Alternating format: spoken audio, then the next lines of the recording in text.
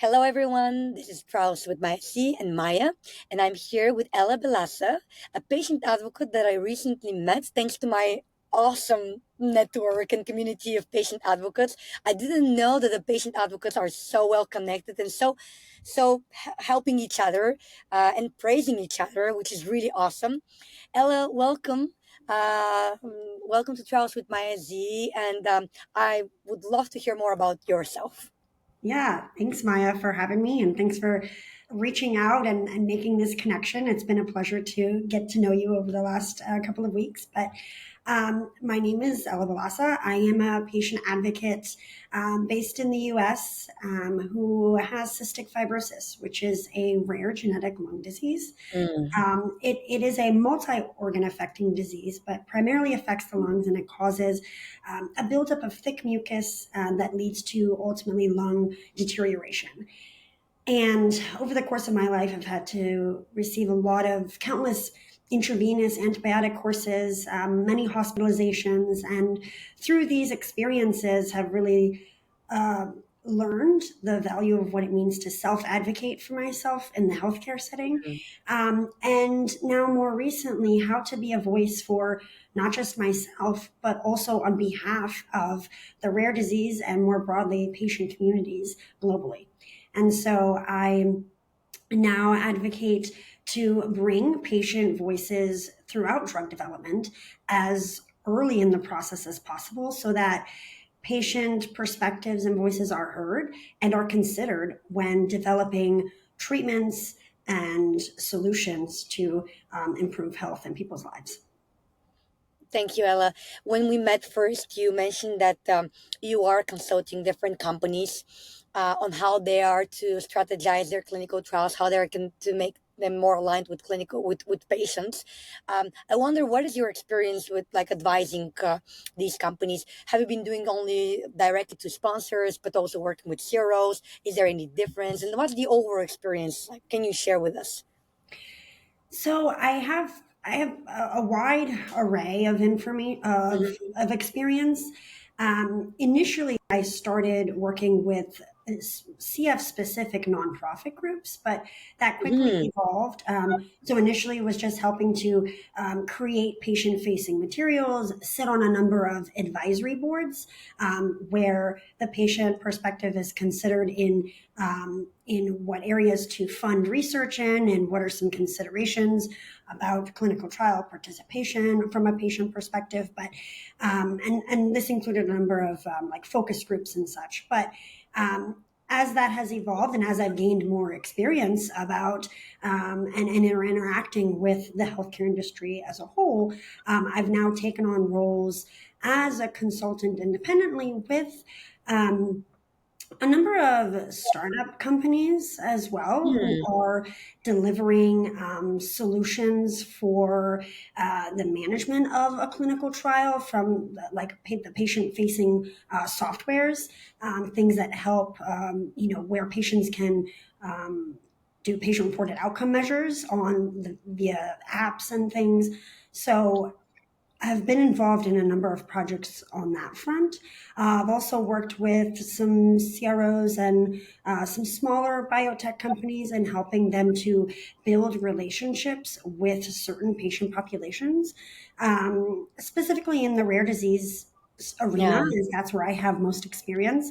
But helping to strategize ways that they can connect better with patient communities, how they can build that kind of that rapport or that trust and how important that is. And then, I would say that's been the extent. I haven't worked too closely with larger pharmaceutical companies as, they have a lot of their own internal patient advocacy and patient engagement teams where I think individual patient voices are only brought in for small projects here and there, not Interesting. really being fully integrated into the work of their, I guess, into the work of the company. In some of these smaller companies, I've had opportunities to help build out patient advisory boards Oh, where nice. they're systematically bringing in these perspectives to understand how they can create a better product, create better solutions for patients, and helping to bring in those voices from diverse disease areas and diverse backgrounds, so that there is really a breadth of understanding from how various different patients experience healthcare and how they may be able to utilize a certain platform or a certain treatment. Um, so that's been the next step. I have a question. You mentioned that you're advocating and consulting these companies for how important it is to understand the patients, to engage them, like to build these advisory boards. Why is it important, Ella? Like, can you summarize? I know it's probably a long topic, but um, when you are advocating for that, what are these big things that make it so important? What will happen, let's say, if they don't do that? Sure. Well, I think that there truly, I frame this in this way quite a bit, is that it truly is a mutual benefit. It's a benefit for patients to have this type of involvement and be research partners, you could say, because ultimately we are, as a whole, um, gaining more interface and involvement with how treatments are created, what goes on kind of behind the scenes. We get more of that sitting at the table, right? You could say experience of being involved in drug development, being involved in how um, there are how treatments come to us. So one, it's valuable in that it helps patients be more educated and be more involved and help to be better advocates for themselves, but it also helps to bring about patient, it helps to create better patient experiences as a whole. Because when we share what works, what doesn't, what could be made better, and how that can be done, then companies can take that information and hopefully utilize it to make the process better, to make a treatment that's better, to make a clinical trial that's easier to access and more inclusive of diverse Mm. populations, and utilizes innovations and technologies that help us manage our That are disease meaningful. better. Right. Yeah. And That are so, meaningful. We don't not spend just like yet another bucket of money into something that doesn't make sense for the patients. exactly. And then, on the other side, it helps, I said it's a mutual benefit. So it helps companies in that they are then not spending as, hopefully not as much money in a product or treatment that isn't going to be that effective for patients, that Mm. isn't going to have that much uptake, that is going to be hard to enroll if there are so many requirements of a patient in a trial. And that's just going to ultimately slow down innovation and, creating new solutions for treatment for diseases. And so it's really a benefit on both sides to have patients involved at the table. And Ella, I have a question because last time we spoke, we also mentioned that you have quite good connections with the European landscape of like patient advocates. I'm gonna Mhm. ask you about like the differences between the United States and the European landscape. But before that, I was more interested um, you by communicating with these other patients outside of the United States. How different? I'm sorry. How different is the patient journey in the different countries compared to in the United States? Is it very different, or like the rare disease is more or less the same thing? Well, I think obviously not having lived outside the US, I can't exactly speak to it, but having a number of friends in European countries who have cystic fibrosis as well, one thing that I will say, which is we are very fortunate in the US, is generally speaking, having that early access to novel therapeutics and treatments that unfortunately, in other parts of the world, that doesn't come as quickly. And so that, just putting that out there is a really great privilege and is amazing to have. I also think that in the US, there is a lot of focus on, there is a increasing focus on the need for evaluating and considering patient perspectives and asking Mhm. patients what works and what doesn't and how it can be made better. So really this shift in patient this focus on patient centricity, really, I think, has initially stemmed out of the US. It's definitely moving into, Europe and other parts of the world too. And there is companies are considering what patients' needs are and how they can best support that. But when it comes to um, even when it comes to the patient advocacy organizations, I think there's a lot. Patient advocacy organizations in the U.S. have a lot more um, can have a lot more reach, can have a lot more involvement with the creation of new treatments and therapeutics. There's a lot of fundraising that goes into a lot of these organizations, whereas in Europe, it's much significantly much more lacking. They don't have those funding and those resources. They're not getting those kind of investments.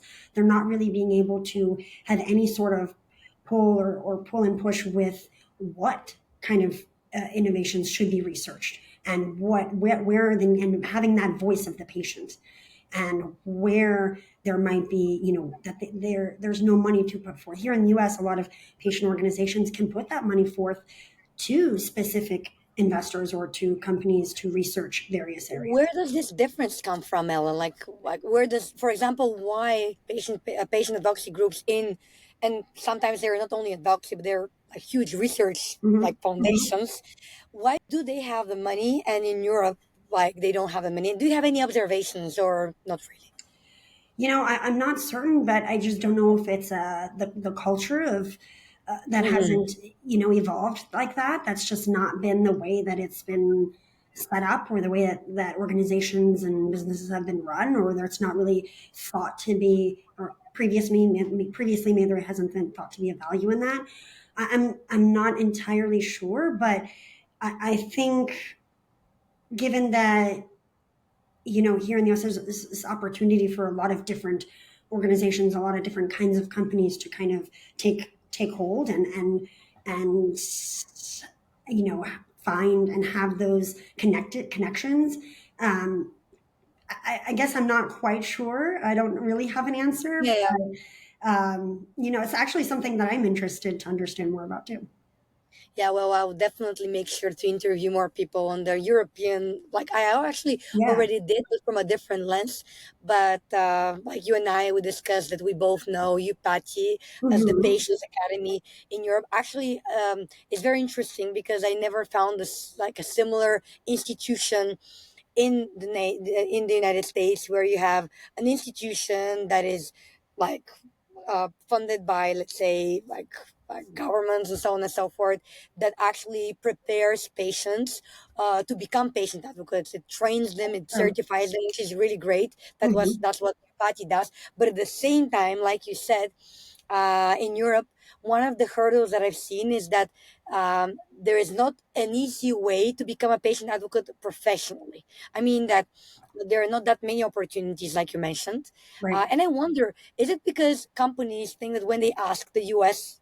patients, that's just enough to understand the patient journey of these patients, and then whenever they go for global clinical trials in Europe, it should be the same. Do you think that's the case? I mean, that could very well be. Yeah, I think that maybe these companies, because they're primarily, stemming, a lot of these pharmaceuticals are stemming Yeah. from the US, are based in the US. And so I think that, yeah, maybe they think that they can just gain the perspectives of the community and the population here, and then that would be representative of the the population globally, which is very much not the case. As we Mm. know, that patients have varying and vastly different experiences. Obviously, even too, just based on the differences in the healthcare system as a whole and how that's set up and the way that they access treatments and ensure access to care and all of those sorts. So, um, yeah, I think that yes, patient advocates have much more opportunities to have um, these direct connections to pharmaceutical companies and organizations, and are able to share their voices and perspectives, and importantly, be compensated for it, which is, I think, Yes. really not something that is understood or really considered at all Hmm. throughout Europe and the rest of the world. And that is, it is changing, right? There is more consideration to it, but that's still not really. I think patients are just expected to want to be altruistic and kind of give back, or help the broader community, which that's honestly where how my involvement stemmed from, my passion, and it still does. I Yeah. want to help other people who experience this to have less hurdles and less barriers when Oh, it comes to getting care and to living the best quality of life that they can.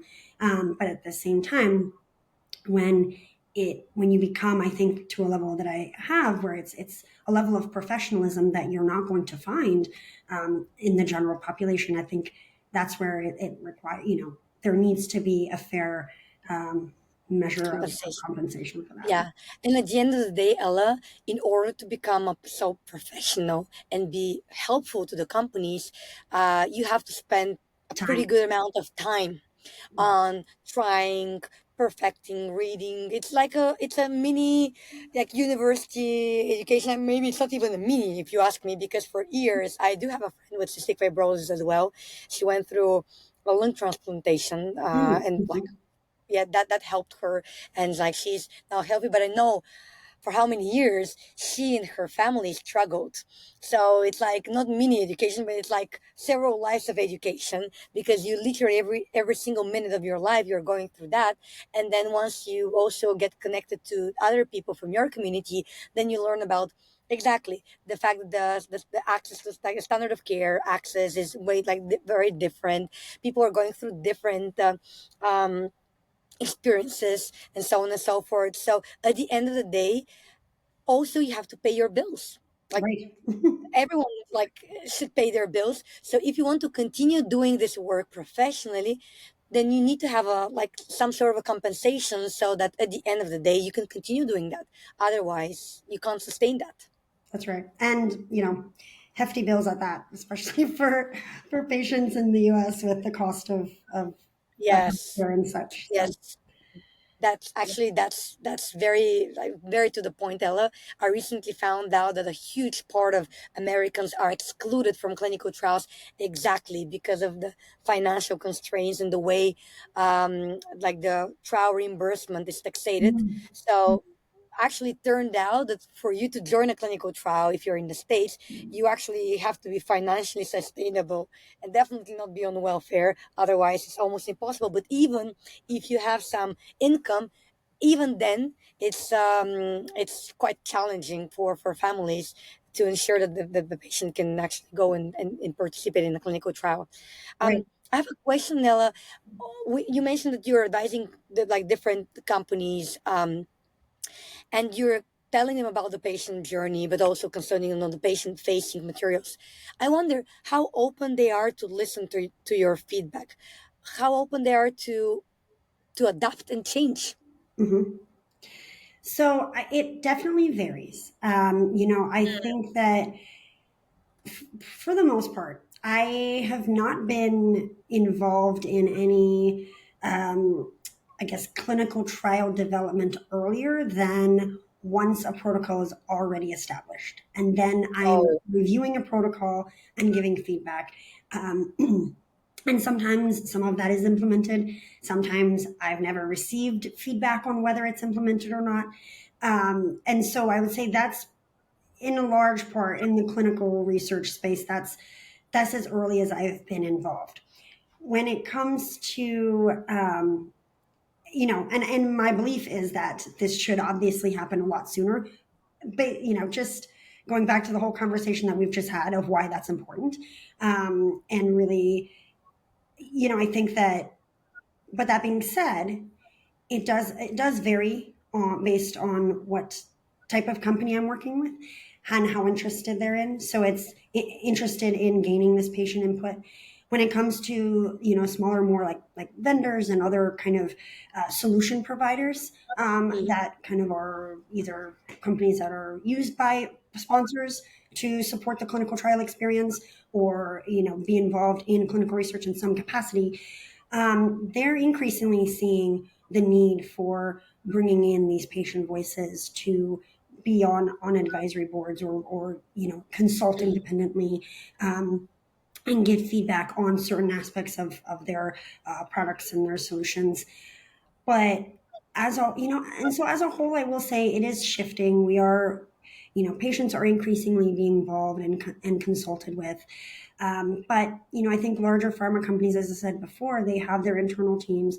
They maybe bring in a patient or a handful of patients to advise on certain materials, patient-facing Mm. materials, even once a drug is in the market, or maybe they bring in. It's a kind of a new area, I think, of pharmaceutical marketing is through what are called patient influencers. These are people that are Mm. on patients that are very active on social media.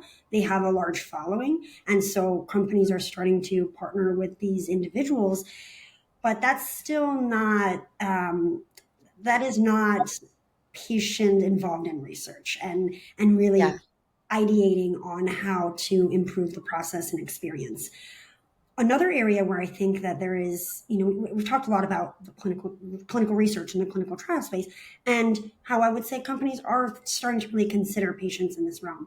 But another area that I've really come to realize where there isn't a lot of patient involvement in is more so on the side of patient access to care and access Hmm. to treatments. So when it comes to a patient who is looking to be on a product once it's going through clinical trials and it's come to approval, and they're having to navigate, call, and this is maybe a unique situation to the United States a little bit, but having to get the prescription filled by their doctor. Then it goes to the pharmacy, but the pharmacy can't fill it because they need a prior authorization from the insurance company, but the Hmm. doctor has to fill that out.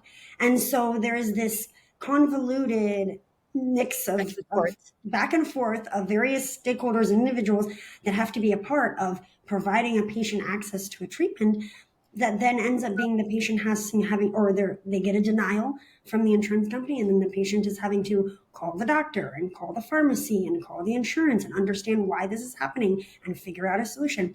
And so there are these pharmaceutical companies have what are called patient support programs, but these Hmm. support programs often, to be honest, don't do much. They are not really able to facilitate any sort of hurdles or make anything happen because each of the other parties has to do their job. The physician has to sign these paperwork.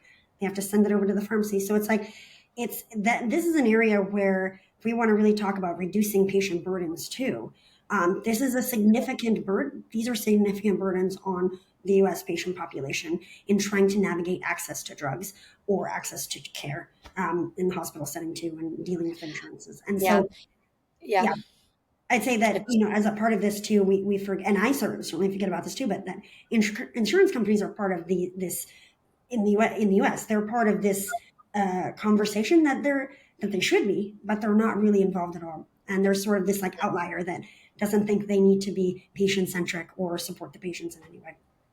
yeah.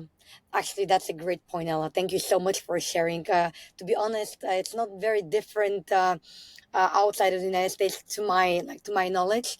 I can speak definitely about Europe.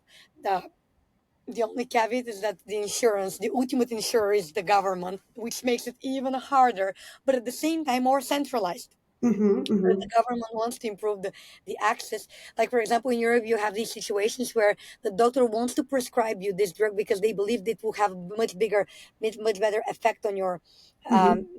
like recovery, for example. But they're only allowed to do that after another drug that's, let's say, reimbursed as a first line treatment, and only after you fail on this first line treatment, then you can be prescribed the second line of treatment. And then a lot of things are going again back and forth, and it's like really crazy. I do agree with you.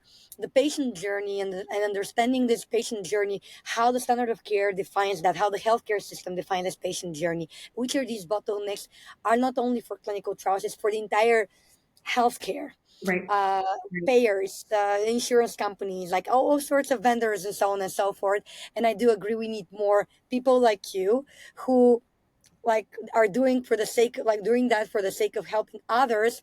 But I think that there should be a more dedicated institutions, organizations to actually elevate this voice, make it as part of, like, not as something nice to have, but Right. actually a must have.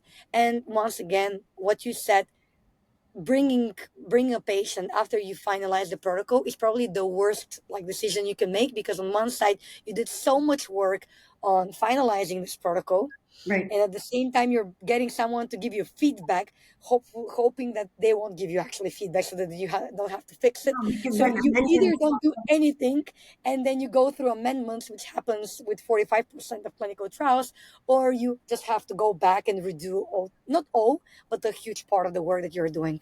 Right, and that's a significant cost and yeah, resource burden on the cost on the part of the companies as well. Yeah.